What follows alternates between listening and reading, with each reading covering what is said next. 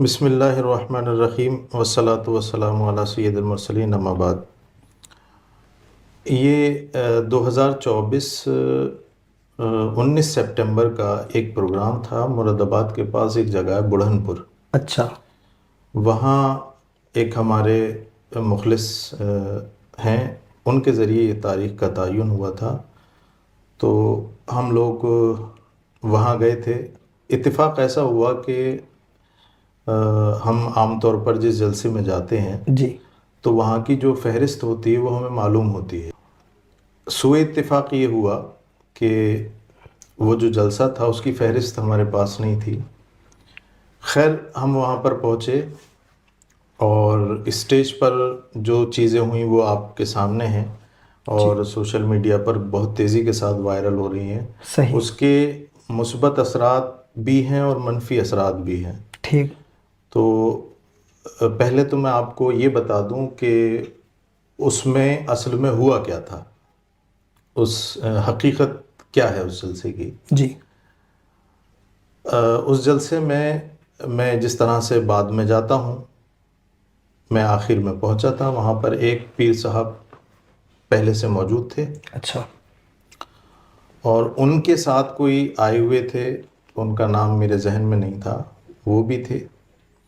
میری تقریر ہوئی، تقریر ہونے کے بعد جو میرا وقت تھا اور میں تقریر کرنے کے بعد بیٹھ گیا، تو وہ جو پیر صاحب تھے جو آپ نے دیکھا ہوگا ویڈیو میں میرے برابر میں جی بیٹھے ہیں، ان کے ساتھ آئے ہوئے صاحب نے مائک لیا اور وہ نعت پاک یا تقریر جو بھی جس نیت سے کھڑے ہوں، لیکن انہوں نے تقریر کرنا شروع کی۔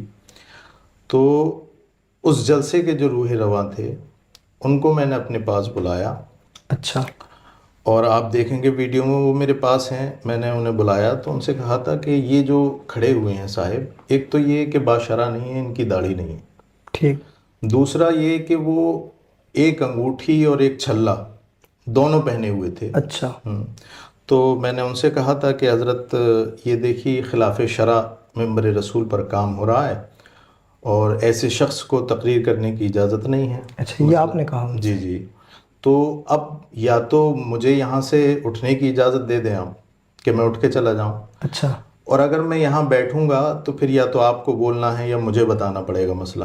صحیح، تو اصلاح تو انہوں نے پھر کرنی جی پڑے گی۔ اصلاح کرنی پڑے گی۔ تو میں نے پھر ان ناظم صاحب کہیے یا خطیب صاحب کہیے، ان سے میں نے کہا تھا کہ آپ کو شرعی نقطۂ نظر سے تقریر کرنے کی اجازت نہیں، اس لیے کہ داڑھی کا کٹوانا فسق علی الاعلان ہے، صحیح، اور فاسق مولن کو تقریر کی اجازت نہیں ہے۔ دوسرا یہ کہ آپ انگوٹھی کے علاوہ چھلا بھی پہن رہے ہیں، جبکہ شریعت مصطفیٰ میں مرد کے لیے ایک ہی انگوٹھی پہننے کی اجازت ہے۔ تو اس پر جو ہے وہ بجائے اس کے کہ میں نے رسول پاک صلی اللہ علیہ وسلم کی شریعت کی بات کہی، انہیں خاموش ہو جانا چاہیے، غلطی کو تسلیم کرنا چاہیے۔ تو اس پر بحث و مباحثہ شروع ہو گیا، تو میں نے مناسب یہ سمجھا کہ کہیں ایسا نہ ہو خدا نخواستہ اور زیادہ جلسے کا ماحول خراب ہو۔ صحیح، میں نے کہا ٹھیک ہے، میرا کام مسئلہ بتانا تھا، یہ مسئلہ کہ اعلیٰ حضرت کے خلاف ہے، اگر ایسا ہوگا تو میں یہاں اسٹیج شیئر نہیں کروں گا۔ میں اٹھ کر کے وہاں سے چلا آیا اچھا تھا۔ جی، یہ اس طرح کی باتیں آ رہی ہیں کہ سید ریحانوی جو ہے وہاں سے کچھ لوگ تو کہہ رہے ہیں کہ بھاگ گئے، کچھ لوگ کہہ رہے ہیں کہ ہم وہاں سے اٹھ کے چلے آئے۔ تو یہ جو لفظ بھاگنا، یہ کس حد تک ٹھیک ہے کہ آپ وہاں سے بھاگے یا پھر اٹھ کر کے چلے آئے؟ تو حقیقت اس کی یہ تھی، ایسا کچھ ہے نہیں کہ وہاں سے صاحب اسٹیج چھوڑ کر کے بھاگے ہوں لوگ جس طرح سے بدنام کر رہے ہیں۔ نہیں نہیں، ایسا کچھ بھاگنے نہیں کا تو کوئی سوال ہی نہیں ہے۔ جی، اٹھ کے آنا کا یہ مطلب تھا کہ اگر کوئی بحیثیت عالم ممبر رسول پر آتا ہے جی، تو کم سے کم اسے مبادیات علم تو آنے چاہیے، بالکل جو ٹھیک، عالم ہونے کی حیثیت سے، مثلاً ایک داڑھی کا ہونا، اور پھر یہ ہے کہ یہ مسئلہ تو کم سے کم پتہ ہونا چاہیے۔ ہمارے یہاں جب بچے اعدادیہ اولیٰ پڑھنے کے لیے آتے ہیں تو ان کو یہ مسئلہ پتہ ہوتا ہے کہ بھئی چاندی کی ایک انگوٹھی جو حدیث پاک میں ایک مسقال سے کم جو 4 ماشے تقریباً ہوتی ہے، جی، تو وہ پہننے کی اجازت، اس سے زائد مرد کے لیے اجازت نہیں ہے۔ نہیں، نبی پاک صلی اللہ تعالیٰ علیہ وسلم کی حدیث بھی موجود ہے، بلکہ میرے ذہن میں ایک حدیث پاک آتی ہے، حضرت نعمان بن بشیر رضی اللہ تعالیٰ عنہ سرکار کی بارگاہ میں सोने की अंगूठी पहन करके आए और सामने बैठ गए। तो सरकार दो आलम सल्लल्लाहु ताला अलैहि वसल्लम ने इरशाद फरमाया कि ए नुमान बिन बशीर, माली अरा अलैका हुलियता हुलियतल जन्ना क़ब्ल दुखूलिहा ओ कमा क़ाल अलैहिस्सलाम। सरकार ने इरशाद फरमाया, नुमान बिन बशीर, ये क्या है कि मैं तुम्हें जन्नत का जेवर जन्नत में जाने से पहले पहना हुआ देख रहा हूँ। मकसद ये था कि इसकी इजाज़त नहीं है। तो हज़रत नुमान बिन बशीर ने उसकी सोने की अंगूठी उतारी और फेंक दी। फिर कुछ वक्फे के बाद या दूसरे दिन वो फिर सरकार की बारगाह में हाजिर हुए और उन्होंने लोहे की अंगूठी पहनी हुई थी। तो सरकार की नज़र पड़ी तो सरकार ने फिर इरशाद फरमाया, ए नुमान बिन बशीर, माली अरा अलैका हुलियता अहलिन्नार, कि ए नुमान बिन बशीर, ये क्या है कि मैं तुम्हें देख रहा हूँ कि तुम जहन्नमियों का जेवर पहने हुए हो। अल्लाह। हज़रत नुमान बिन बशीर ने उसको फिर दोबारा निकाला और फेंक दिया।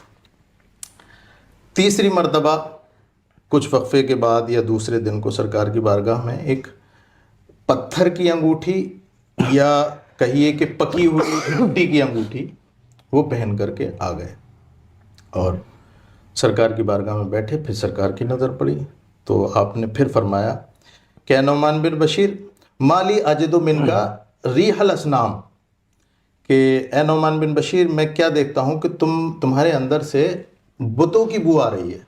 अल्लाह। अच्छा। हज़रत नुमान बिन बशीर ने वो अंगूठी भी निकाली और फेंक दी और अर्ज़ की, या रसूल अल्लाह, आप हिदायत फरमाएं और ये बता दें, मुझे रहनुमाई फरमाएं कि मैं कौन सी अंगूठी पहनूं। तो सरकार दो आलम सल्लल्लाहु ताला अलैहि वसल्लम ने जो फरमाया जी, वो ही इस हदीस को सुनाने का मकसद है मेरा।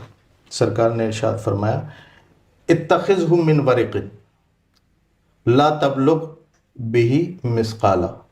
सरकार ने इरशाद फरमाया, चांदी की अंगूठी लो और उसका वज़न एक मिसकाल तक ना पहुँचे, फ़तख्तिम बिही फ़ी यमीनिक, और उसको तुम अपनी सीधे हाथ में पहन लो। तो मेरे दोस्त, ये जानकारी और ये वीडियो आपको तो कैसी लगी? अगर वीडियो अच्छी लगी हो तो वीडियो को लाइक कर दें, चैनल को सब्सक्राइब कर दें और वीडियो को ज़्यादा से ज़्यादा शेयर कर दें। अस्सलाम वालेकुम।